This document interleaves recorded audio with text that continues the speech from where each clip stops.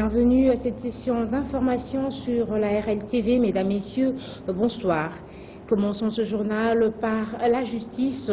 La concession Zamba Yandangue, située dans la commune de Ngaliema, au quartier Sangamamba, vient d'être remise à Innocent Pia Ndangue.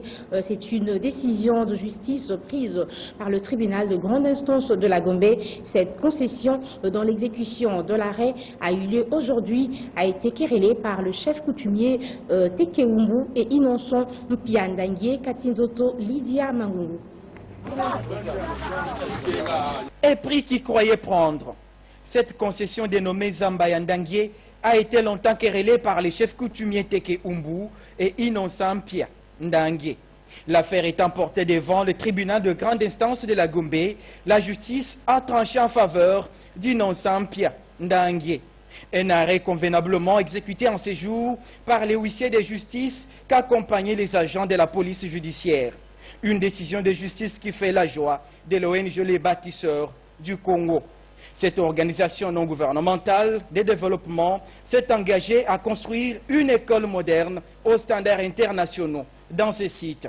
C'est ce qu'a expliqué Michel Lokoto, coordonnateur de ces projets.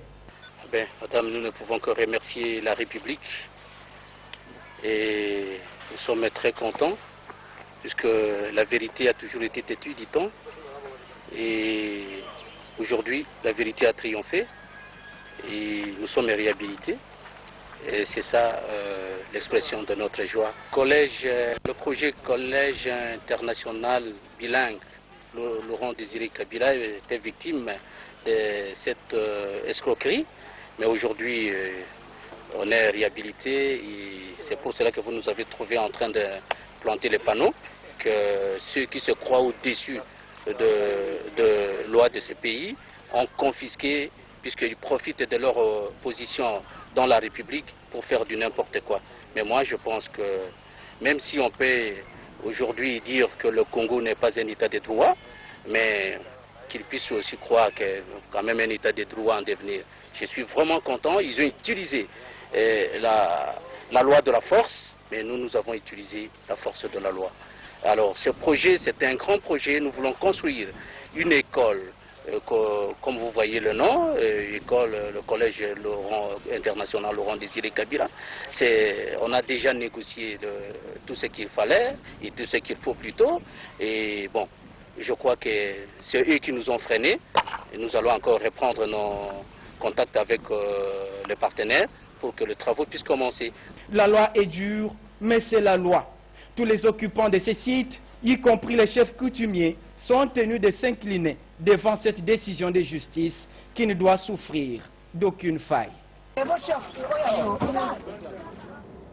La haute cour militaire a mis fin au débat général autour des requêtes et mémoires des parties au procès au cours de l'audience du mardi 4 septembre 2012 consacrée au toilettage du cas John Numbi et de la demande de surséance formulée par les parties civiles. Les hauts magistrats ont pris la cause en délibéré et ont promis de rendre l'arrêt dans les délais requis par la loi. Patrick Lokoni et Lydia Mangungu. Les comptes à rebours a commencé pour la défense des prévenus, tout comme les parties civiles et les avocats de la République qui ont chacun, en ce qui les concerne, déposé soit une requête, soit un mémoire pour obtenir gain de cause auprès des juges militaires. Après 10 audiences consacrées à l'examen approfondi de chaque cas, la haute cour militaire a dû sonner les glas. Ayant clos les débats, la plus haute instance judiciaire militaire congolaise s'apprête déjà à rendre dans la week-end son arrêt avant dire 3 pour le cas John Numbi, les mémoires de partie civile, la demande de mise en liberté provisoire des prévenus tels que formulée par leur conseil. Mais avant tout, les hauts magistrats militaires se sont dit sereins et ont promis de travailler minutieusement. L'expérience nous a démontré que travailler dans la précipitation conduit aux erreurs judiciaires. C'est pourquoi notre comité a opté de travailler avec minutie. Et le travail d'un juge exige réflexion. Mais la réflexion requiert un travail avec dans la sérénité. Donc, il s'agit d'une affaire grave. Il y a eu menton et les premiers qui sont déclarés dans la haute cour militaire. Concernés au plus haut point par la future décision de la haute cour militaire, les avocats de partie civile n'ont pas caché leur impression après 10 rondes de prestations marquées principalement par leur passage à la barre. La séance, c'est les éléments nouveaux qui, au degré d'appel, ont été révélés par le condamné Will Lambwe.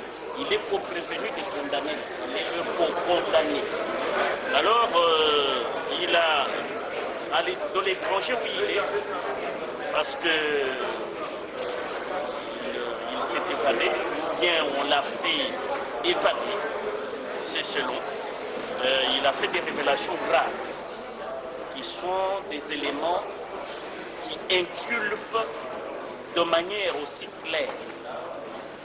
Le ministère public, le parti civil, les prévenus, tout comme les visiteurs concernés par le procès Chebea, se verront bientôt servis avant la prochaine étape qui reste jusque-là à fixer. Le dernier face-à-face, Lambert Mende, professionnel de médias, continue à provoquer des réactions dans le camp de l'opposition politique congolaise. Joseph Mabanga, l'un des acteurs politiques de l'opposition, est monté au créneau pour exiger des explications valides au gouvernement face au dossier de l'Est. Il est interrogé par Patrick Loconi et Lucien Kanyama. Au jour d'aujourd'hui, le Congo est agressé. Ils ont eu plusieurs mois pour citer le nom du Rwanda. Nous reprochons au régime dont M. Mende a l'habitude de défendre. Nous reprochons à ce régime d'avoir trahi la République. Ils ont signé des accords secrets. Nous voudrions qu'ils nous disent quel est le contenu de ces accords secrets dont parle le Rwanda. Nous voulons un dialogue national. Ce dialogue national, ce n'est pas pour partager le pouvoir. Nous voulons savoir qu'est-ce qui se trouve dans les accords secrets. Nous voulons savoir qu'est-ce qui se trouve dans les accords de Goma. Nous devons écouter ceux qui se battent avec eux. Nous devons demander au Rwanda combien tu as déjà reçu dans la facture quand tu as déposé ces gens au pouvoir à Kinshasa. Combien il reste à payer. Nous devons demander à l'Angola. L'Angola vole notre pétrole à Rwanda. C'est toujours les Mende ici. Mon frère Mende que j'ai salué en passant. Nous devons demander à l'Ouganda, qui fait aussi du théâtre. Il ne parle pas de l'Ouganda. Mais la société civile de Nord Kivu dit qu'il y a des beautés de Zoukandé à la province orientale et au Nord Kivu. Les ONG se multiplient, alors que retenir de la multiplicité des organisations non gouvernementales au pays? Pour un des responsables des ONG se trouvant à Kinshasa, c'est une réalité à laquelle est soumis le pays. Jean-Claude Katende, président de l'Azado, ne s'oppose pas à cette existence multiple, mais appelle chacune à remplir sa mission. On l'écoute au micro de Malundama Panou Panou et de Fatouma Ngumbi. ONG a une mission pour laquelle elle a été créée. Et je vous donne le cas pour ce qui concerne l'association que je préside, la SADO. La mission de la SADO, c'est d'assurer la promotion et la protection des droits de l'homme en République démocratique du Congo. Mais vous devez savoir qu'au Congo, vous avez des organisations de développement, vous avez les organisations des droits de l'homme, vous avez les organisations des journalistes, et chaque organisation a une mission spécifique qu'elle poursuit. En ce qui concerne la multiplicité des ONG en République démocratique du Congo, je pense pour moi que c'est une bonne chose. cela démontre la conscience que les populations ont prise par rapport à leur participation, n'est-ce pas, au développement du pays. Et ici, vous allez voir d'abord que la loi ne limite pas le nombre d'associations ou d'organisations non gouvernementales qu'on peut avoir en République démocratique du Congo. Dans 3 mois, les usines qui produisent les sachets doivent arrêter. La décision vient du ministre de l'Industrie, Petite et moyenne entreprise, après avoir constaté que les sachets salissent la ville. Que pense la population par rapport à cette décision? Suivez ce reportage d'Espérant Moussessa et Miamor Mwamba, nos stagiaires de l'IPEN. Rendre la ville-province de Kinshasa salubre est la lutte des autorités congolaises. Quelques avenues de la capitale connaissent déjà un nettoyage régulier. Mais d'aucuns pensent que ceux qui salissent souvent la ville sont les sachets en plastique jetés ça et là. Certes, ils sont visibles dans plusieurs coins de la ville. Que faire alors pour maintenir la propreté à Kinshasa? Les autorités ont pensé d'abord mettre fin à la production de sachets supposés éléments déclencheurs des saletés. Une décision moins appréciée par ceux qui en font usage. Vu la Kinshasa partout, la salité est salie. Na bazandu kuna makulu ezali ba mai ezotela matelema na nzela eza sachete siko so ba pegisi sachet bato bana osomba biloko na nini siko yo ngai na besoin bon babio de ba pekisa ba chasser bezini ba bezini ba nini kasi ba kilepe tina limité kuna bon ville on ba ta ba pekisa ba chasser elle on va salité comprendre ta ba pekisa ba chasser ville on va salité et ba opi tout comme on kasi mais usine n'a pas qu'elle n'a limité na non pas ba saka bezini on pas bendien. Est-ce que dans 3 mois, on a la capacité à tous les saletés et à chasser aux gens dans la ville de Kinshasa? En plus, ceux qui ont une mesure quand ils ont chassé, pour la limite, ils ont chassé les Kangama. Ils ont souffert trop de a chassé. Peut-être pas maï, pas yaou, pas déranger Batouana. Aussi longtemps que les usines et les salles, Batouana va s'en ceux qui ont kangi ba bandana na usine ici ceux qui kangami après cela ba yebi ko la salité totale na dans 3 mois ceux qui ont kangi zinité salité aussi là na Kinshasa. Un moratoire de 3 mois a été accordé aux fournisseurs de sachets en plastique par le ministre de l'Industrie, Petite et moyenne entreprise pour mettre fin à leur production. La mise en demeure adressée aux opérateurs des télécommunications RTL et Vodacom n'a pas, par les ministres de tutelle pour la fiabilité de la qualité de leurs services, n'a pas laissé les Congolais indifférents. Pour les uns, le ministre Kinkié doit davantage enfoncer le clou pour que ces opérateurs se conforment à la loi.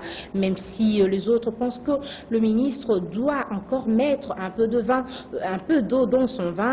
On écoute quelques étudiants de l'IFASIC sélectionnés à cet effet par nos stagiaires Anne-Marie Kaoya et Miamor Mwamba.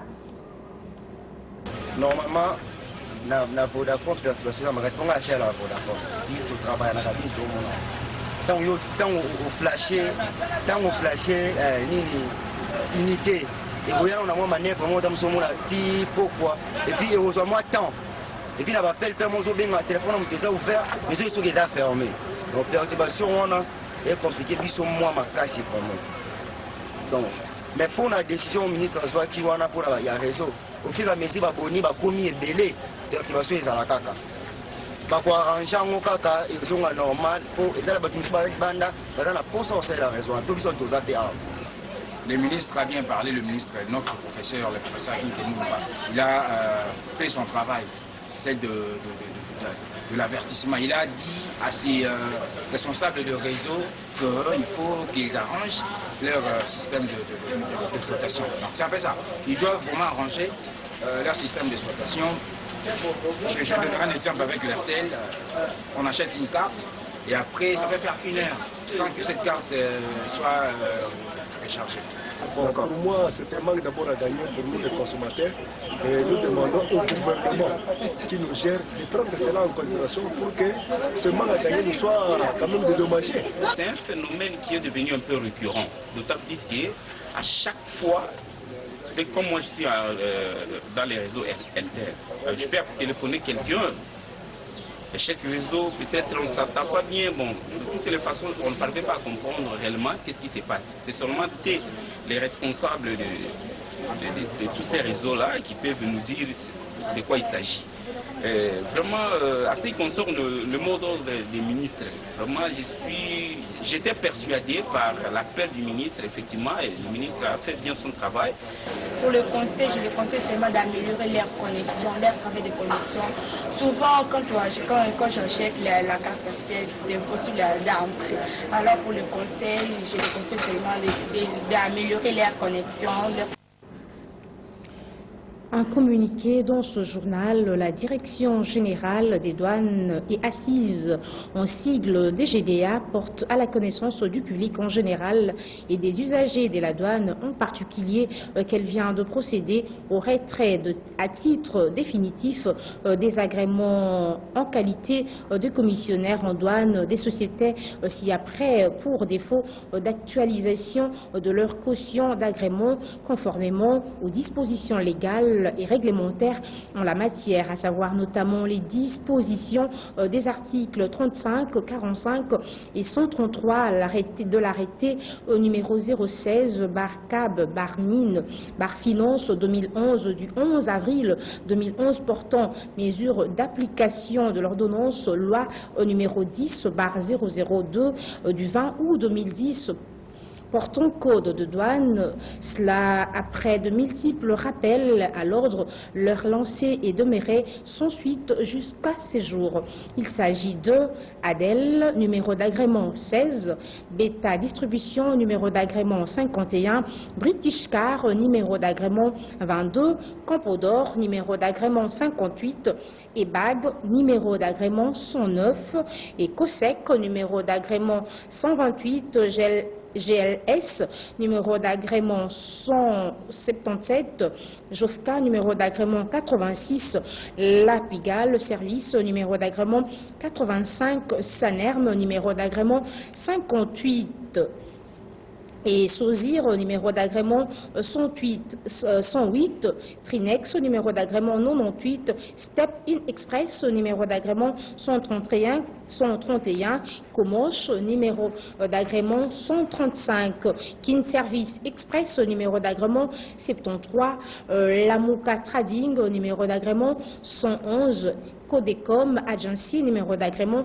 146, Service SPRL, numéro d'agrément 157, Prime Trad, numéro d'agrément 97, CPRODEV, numéro d'agrément 55, ITRA Transit, numéro d'agrément 91, New Alpha Business, numéro d'agrément 141, GMS Service, numéro d'agrément 144, Alpha Omega, numéro d'agrément 175, Bavundu Oil, numéro d'agrément 143, et Miantizila Sosani Trading MTS, numéro d'agrément 90, Elite, numéro d'agrément 12, MPB et SI, numéro d'agrément 45, Fablir, numéro d'agrément 130D, Maison Informatique Junior, numéro d'agrément 112, Plincem, numéro d'agrément 24, Sojet, numéro d'agrément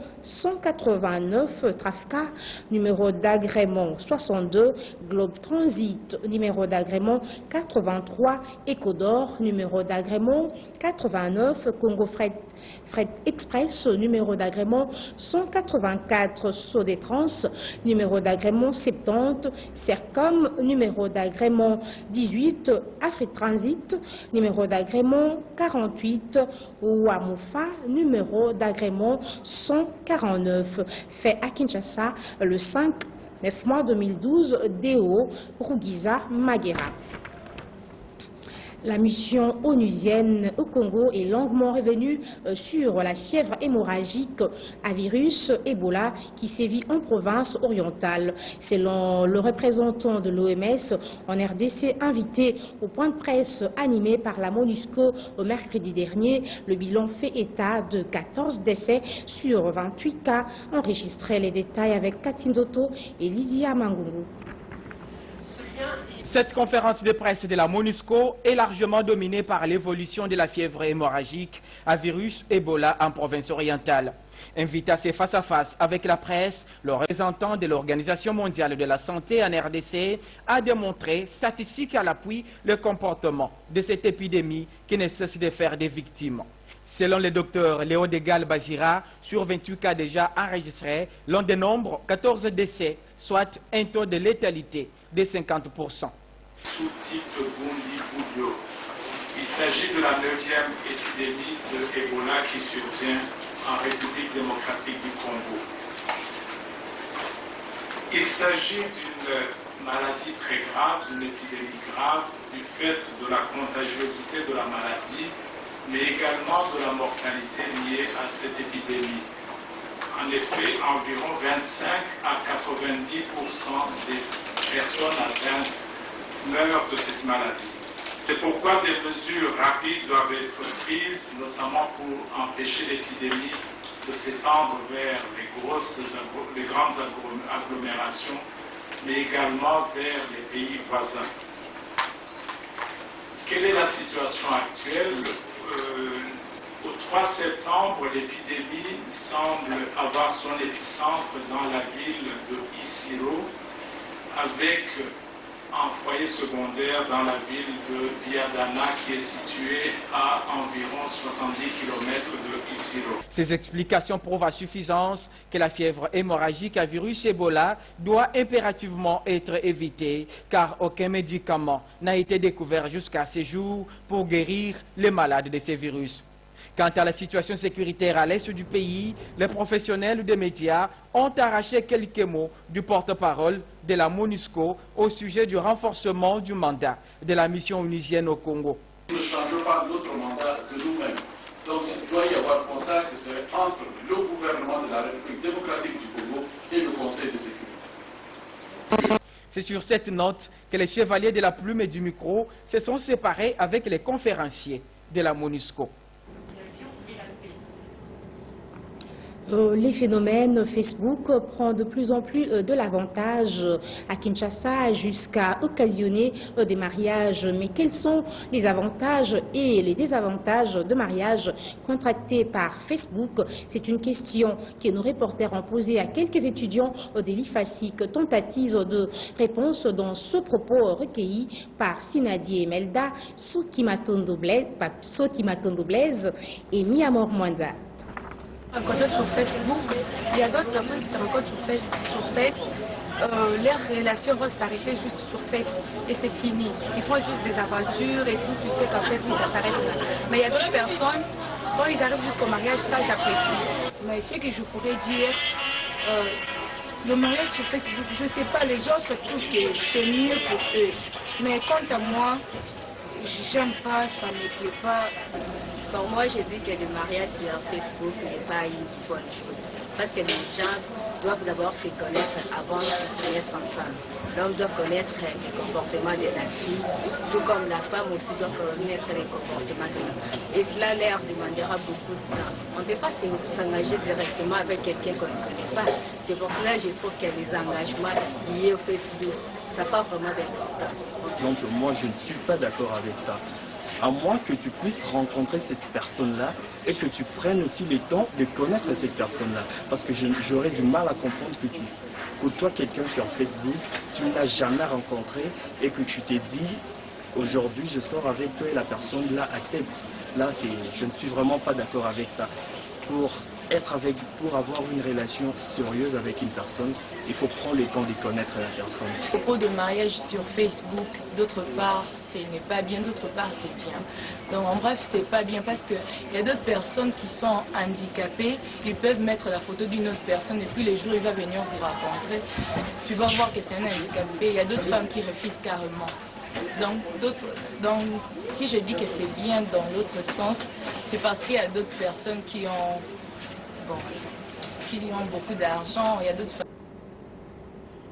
En sport éliminatoire CAN, Afrique du Sud 2013, les sélectionneurs de l'équipe nationale de football senior messieurs restent confiants. Claude Leroy a exprimé son optimisme bien que l'équipe équato-guinéenne ait à respecter ses têtes au cours d'une conférence de presse animée au siège de la FECOFA. Richard Mukenge, Alain Makuntima. Participer à la phase finale de la Coupe d'Afrique des Nations Afrique du Sud 2013, voilà la détermination de toute la nation congolaise. Pour y parvenir, les léopards seniors messieurs de la RDC sont obligés de battre leurs homologues guinéens ce dimanche 9 septembre au stade des Martyrs. Avec un effectif qui affiche déjà complet pour cette rencontre, le sélectionneur national reste optimiste. Face à la presse, ici au siège de la FECOFA, le technicien français Claude Leroy respecte bien l'adversaire. Français à la Guinée équatoriale, la respecter, pas la redouter, pas la craindre, mais la respecter et faire en sorte que à 15h30 le dimanche 9 octobre, on soit tous prêts, vous, les joueurs, le staff, le public, tous les gens qui ont envie de nous aider.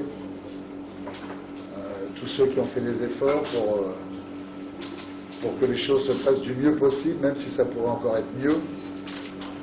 Mais on sent quand même une incroyable volonté dans ce pays, un rêve qu'on soit tous en Afrique du Sud. Moi j'ai souvent dit que c'était pas un rêve personnel, c'est pas... Vraiment, ça ne changera rien du tout pour moi, si ce n'est que ça serait ma 7e Coupe d'Afrique des Nations. Et comme j'ai déjà le record des participations, vraiment, ça serait une fierté formidable. La balle reste dans le camp des joueurs qui doivent mouiller leur maillot afin d'espérer obtenir les tickets qualificatifs à la phase finale de la CAN avant la manche retour.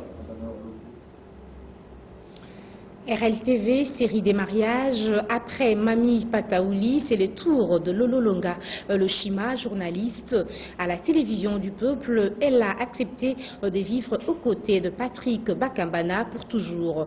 La cérémonie du mariage coutumier s'est déroulée samedi dernier devant les membres de 2 familles, amis et connaissances, Florence Lumbu et Dieu merci Mankesela.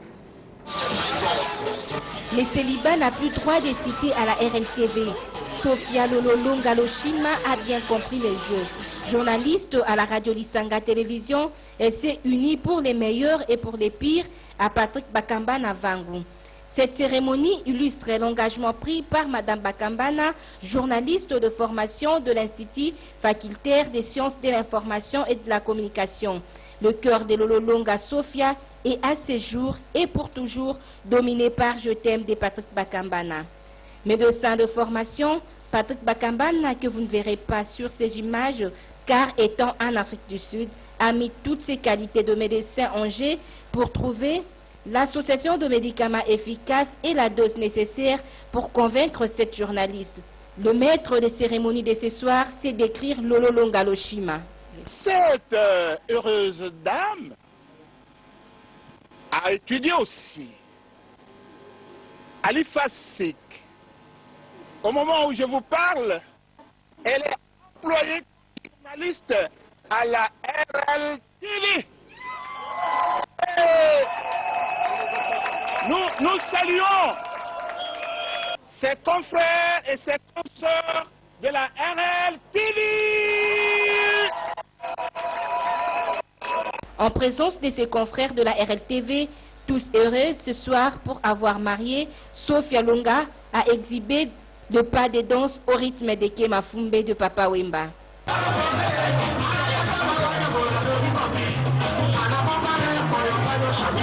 1er septembre 2012, pendant que les élèves avaient à cœur la rentrée des classes, Lolo Longa Loshima a choisi cette date pour former son propre foyer.